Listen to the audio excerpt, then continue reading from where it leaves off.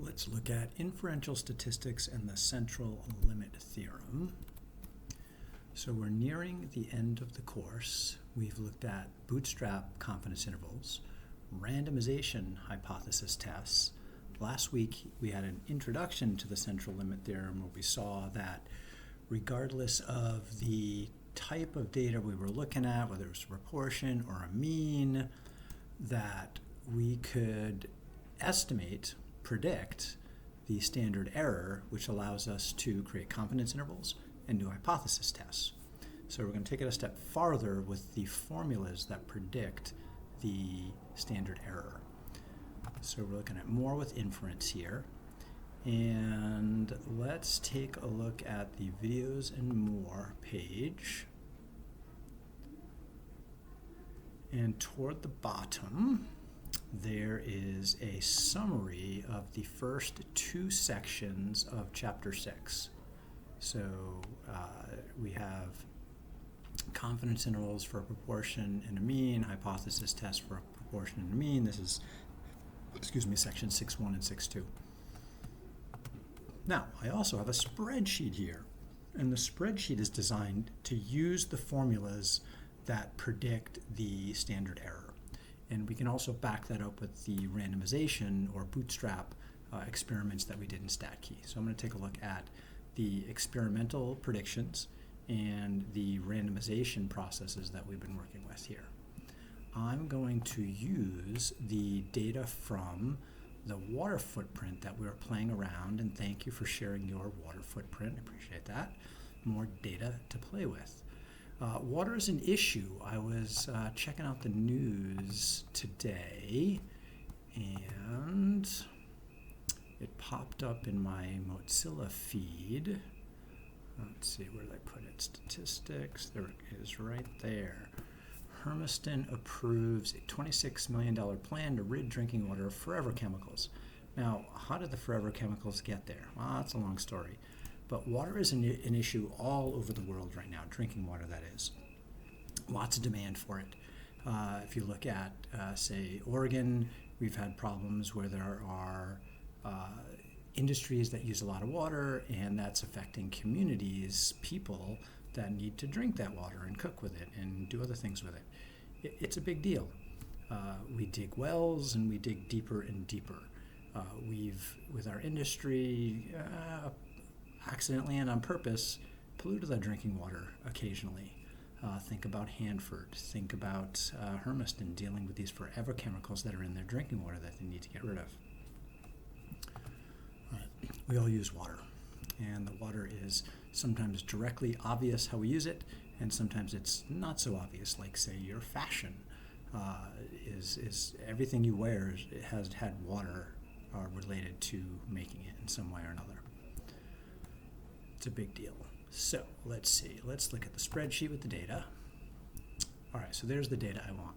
So what I'm going to do is take this spreadsheet here that I shared with you, and I'm going to make myself a copy of it. Now, when you make a copy, you have to do two things. One, you should give it a better name. So I'm going to call it Inference Examples for Chapter 6 for Gary.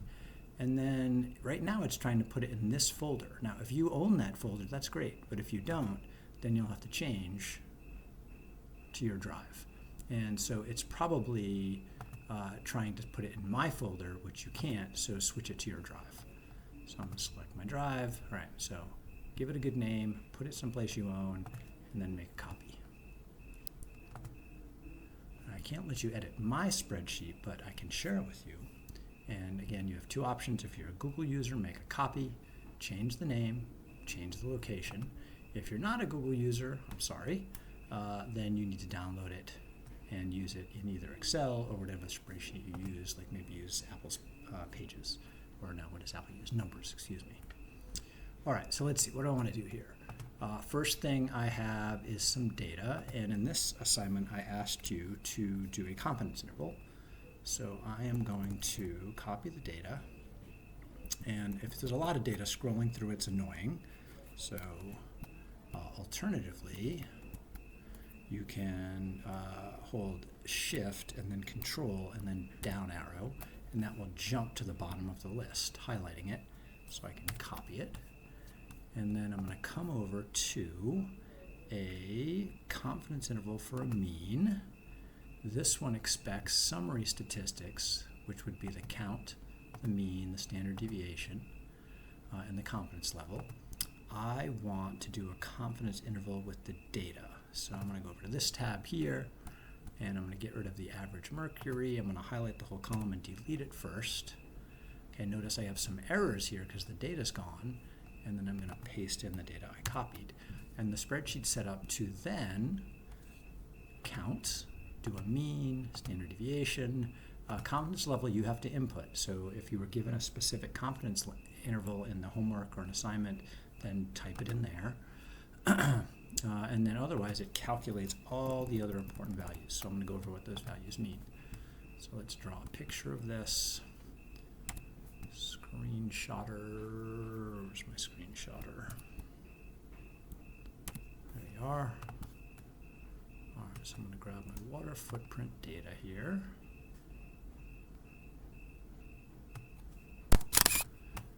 And stick it in my notebook. All right, so what is this teaching me here? So I'm going to draw a picture. You've probably seen me do this in other videos. Ooh, that was not a good straight line. Let's try that again.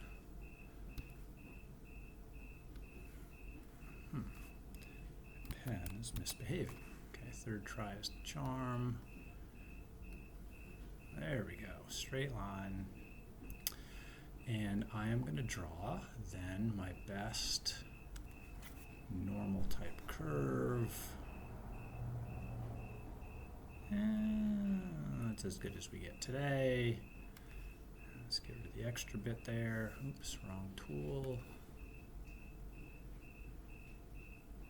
All right, so what's the center of this particular distribution? It's going to be the mean of the sample. So my 181902, so I'm going to label that X bar, and that's always the center for a confidence interval, the mean or proportion from your sample. And I'm going to do a 95% confidence interval, and so 95% of a normal distribution takes up most of it, right? Again, think about this as this curve here as an area that you can paint, and I am saying I can paint 95% of the curve in this region right here. Now down below I'm getting some additional information, and I have what's called a t-score. And so the t-score says to look 1.98 standard deviations to the left and the right. In this case, a standard deviation is a standard error, which is about 45. So I'm going to go about 45 times 2, or about 90 to the right and 90 to the left. And those are these values here and here. So on the right side, I've got about 1909.62. And then on the other side, I have what, 1728.42. And what do these numbers represent? So here I'm making an estimate of the population mean. And in this case, the population mean is the mean water usage of a human per day. So mean water usage of a, let's go with a U.S. adult.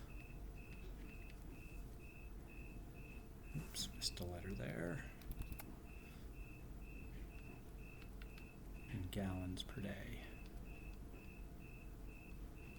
So based on this sample, I think it's a good representative sample of a U.S. adult, and actually I don't here, but I'll get back to that. I think it's around 1,819 gallons per day, with a margin of error of about 90 gallons per day, right? So my mean is about 1819 gallons per day, plus or minus about 90 gallons per day, maybe closer to 91 gallons per day. Right? So this is my estimate of the interval.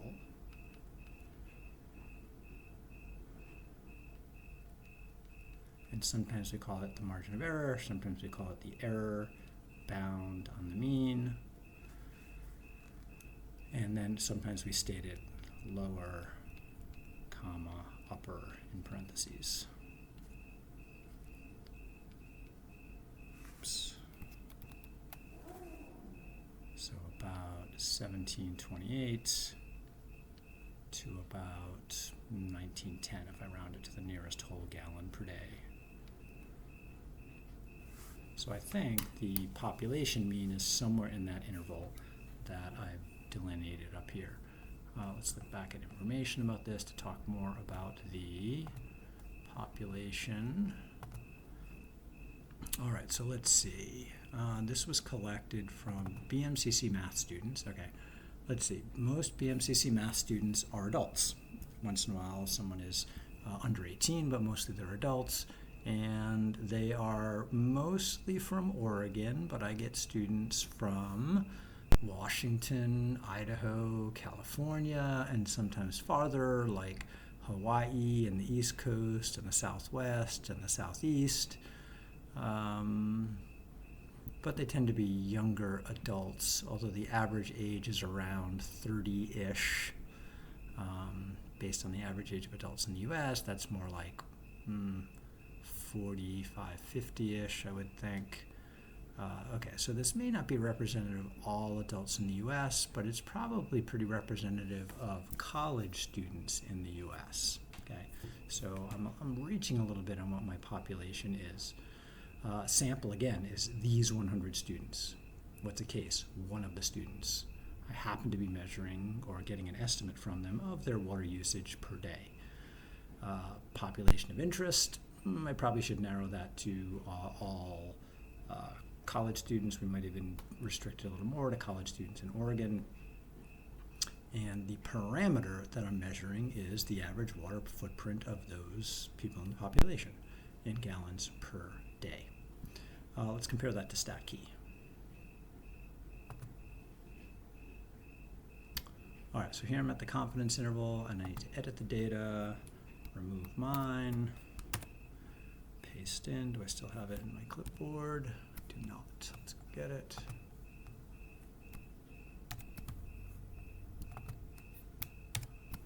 All right, and then always double check. Do you have a title at the top?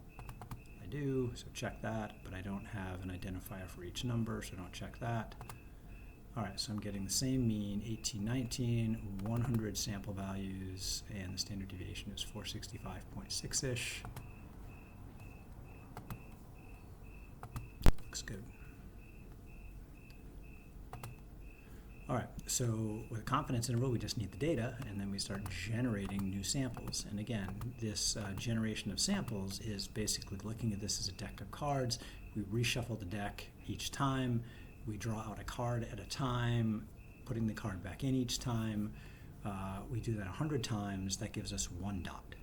So I've just shuffled this deck and drawn a card 100 times 6,000 times to get each of these dots here, and each dot is an average of that reshuffle. So you can see if I point to something down here, then I get, oops, did I get that right? A mean of about 1718, and if I point to one of the dots over here, then I'm getting a mean of about 1900. And in the middle, I'm getting means that are similar to my original sample mean. Okay?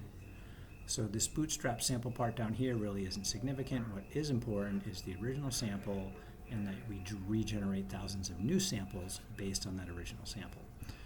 And we should do that 5,000 or 6,000 times or more because we're trying to stabilize this standard error right here. And that standard error should stabilize to something similar to what the spreadsheet calculates. So the spreadsheet calculated a standard error of about 45, and STAT243 is giving me a standard error of about 44.68, right, a little smaller. If I reset this and do it again, get at least 6,000 samples. Again, eventually STAT243 starts to settle down on what the standard error is, which is what we're going for. And then if I go for a two-tail, default is 95 in the middle, 1733, 1911, or 1912 is pretty similar to what the spreadsheet said predicted it should be. So the spreadsheet is a prediction, kind of like saying when you flip a coin 100 times, you should get 50 heads and 50 tails. But if you do flip a coin 100 times, you probably won't get exactly 50 heads. If you do it 1,000,000 times, you'll get pretty close to 500,000 heads. But again, it's a theoretical estimate of the experimental values. So which is more valid? They both are under certain circumstances. So what circumstances can you do this in? All right, new page. So the central limit theorem can be applied in a couple of circumstances. One, if you're, for us at least, it's a little more general than this, but if we're looking at a mean, then we want a sample size that is at least 30. If it happens to be less than 30, then we want the sample data or the population data we're pulling from to be relatively normal.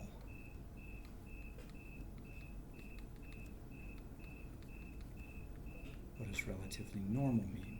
Well, relatively normal means if you do repeated samples from the population and you look at the distribution, the histograms, what you would expect is that the histograms have a relatively symmetric bell shape to them. And again, a histogram is going to have blocks instead.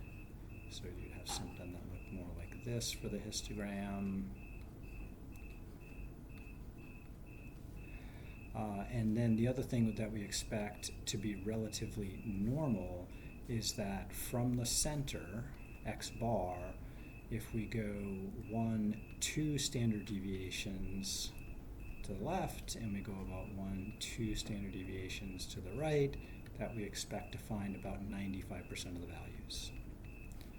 Okay, so again, if repeated sampling from a population yields histograms that are relatively bell-shaped, like this one right here, and symmetric, and about 95% of the data was in 2 standard deviations, then we say, it doesn't even have to be 30 for the sample size, we can get away with a little less. Other thing about a mean is instead of using what we call a normal distribution, we use a variation of a normal distribution called a t-distribution. And I have the spreadsheet set up to use a t-distribution. And if you look at what a t-distribution and a normal look like in STAT243, we have the theoretical distributions down here. There's a normal. And if we compare that to a t-distribution, they want to know what's one less than the sample size. So let's say I have 30 in my sample. My degrees of freedom would be 29, one less than that. Okay, so compare that to this. Pretty similar, slightly different. So how can we see the difference? If we go for a two-tail, we can see that in the t-distribution, 95% is a little over 2 standard deviations on each side. And if we look at a normal distribution, 95% is a little under 2 on each side. And the bigger the sample size, the more normal a t-distribution gets. So for example, if I switch the degrees of freedom to something like 99, then I would expect it to look more normal. So if I do a two-tail test with 95, I can see now I'm getting closer to the z-scores that a normal says I should get. So we say that 2 standard deviation rules are about 95%, but notice that 95% is actually just under 2 standard deviations from the center. All right, next. The other thing, if we're working with a mean, that the central limit theorem tells us is that the standard error, what's the standard error? The standard error is the standard deviation for many samples of the same size, so, or for means at least. So standard deviation of the distribution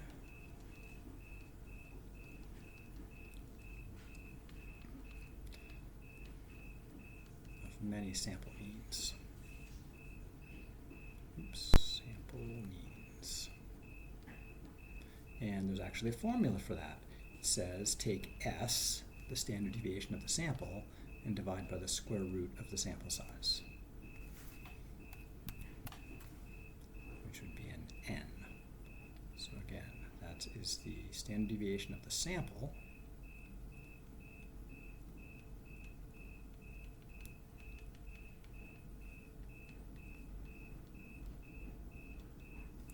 and then divide by the square root of the sample size.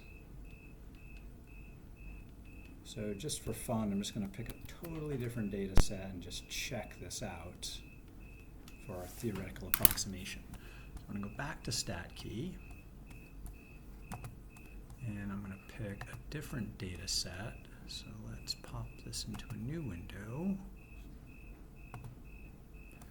And let's pick college experience phone unlocked proportion. We've looked at this data a little bit earlier in the term. And here I can see the sample size is 79. The standard deviation is 0.67. All right, so 0.67 divided by square root of 79. So let's get a calculator out. 0.069 divided by the SQRT of, what was it, 79? Double check that in a second here. Oh, 0.67, 79. Okay, let's fix that. Okay. I'm getting a standard error of 0.0075. So when I run STAT243, I should expect the standard error to be about that. So 0.07008-ish. Let's run STAT243 and see what happens. Generate, generate, generate, generate, generate, generate. 0.075. Predicted was 0.075. Whoa, that's pretty good. Holy shit. Okay, so, interesting, predictive value. And again, what's the relationship between the STAT243 randomization and the theoretical calculation I just did? It's a lot like flipping a coin over and over again. If you flip a coin over and over again, you're going to expect to get about 0.5, 50% heads. Well, you get exactly 50% when you actually do it. No, but you get close.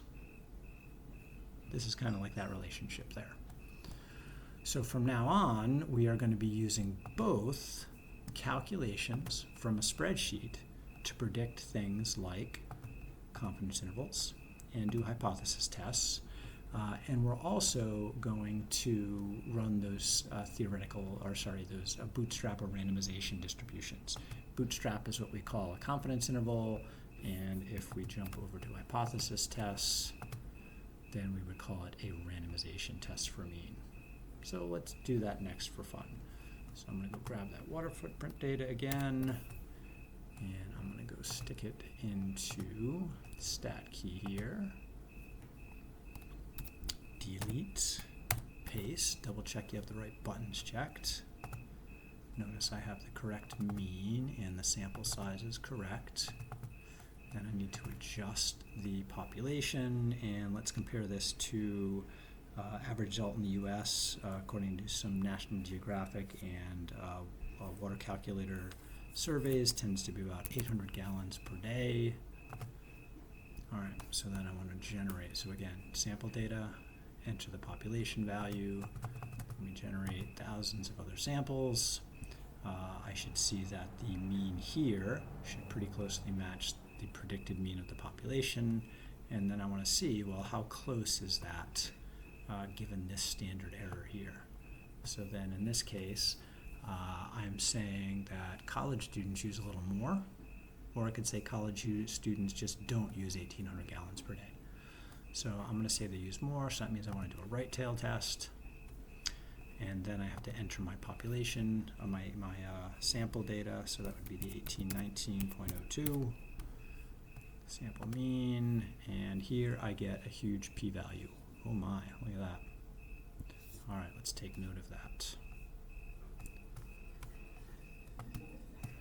All right, so alternatively, if I do a hypothesis test,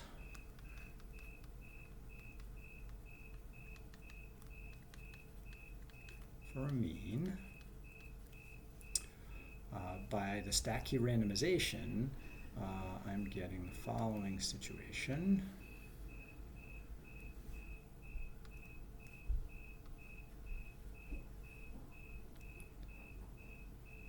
I have mu in the middle, which is 1,800 gallons per day. Off to the right over here, let's use red for that. In that region there, I'm getting a p-value of 30-something%. I'll get the other decimals in a minute. And then to get that, this number on the axis is my x bar, which was the about 19 gallons per day. What was our p-value again? It was 32.9%. That's a huge p-value. So what does that tell me? There's about a 32.9% chance of finding another sample of 100 college students that have an average water usage of 1,800 or higher when I expected the average to be, an average of 1819 or higher when I expected the average to be 1,800. That's the interpretation of the p-value. Since the p-value is so big, right, it's greater than what we would normally have for alpha, which is the significance level at 5%, we would fail to reject the null hypothesis here.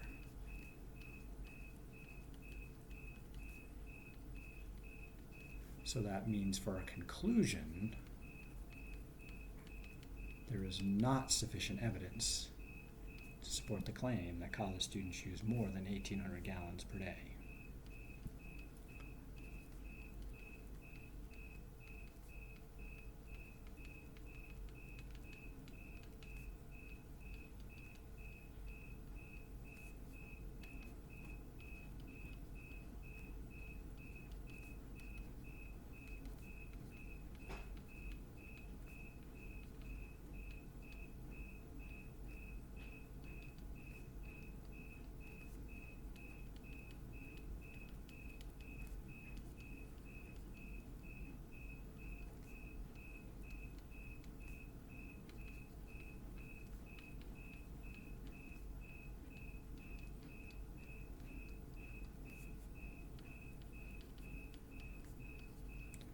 So again, when I state a conclusion like this, I either say there is sufficient evidence or there is not sufficient evidence, and then I have to clearly state what the alternative hypothesis was, and that should also clearly state what the parameter is that I'm talking about and what value of the parameter I'm referencing. And the thing that matters is that I'm comparing to the 1,800 gallons per day that was assumed for the population. All right, let's double check this in the spreadsheet. So I already copied the data. Hopefully it remembers it. I'm going to switch over to a hypothesis test mean with data, and I'm going to delete the given data and paste in my water footprint data. And I also have to enter the null hypothesis value, so that would be the 1,800, so similar to stat key. And then it should recalculate things for me. So I should get the sample size. I can change this here. This doesn't matter for the calculation, but it visually is important for me because I'm doing a right tail test. So I have the sample size, I have the sample mean, I have the sample standard deviation. It's going with an alpha of 5%, which is usual for our significance level. It calculates the standard error automatically for me. And then based on that, it calculates a t-score, which is like a z-score. And it's a pretty small z-score, meaning my data is pretty close to the average that was predicted. And then I have, for hypothesis tests, I always give the left tail, the right tail, and the two tail, and you got to pick the right one. So in this case, I should be looking at a left tail, no, a right tail, and the predicted theoretical value for the right tail is about 33.9%. A little higher than what STAT243 calculated, 32.9, 33.9. It's still a big p-value, and I reject the null hypothesis, which is what I expected to happen there.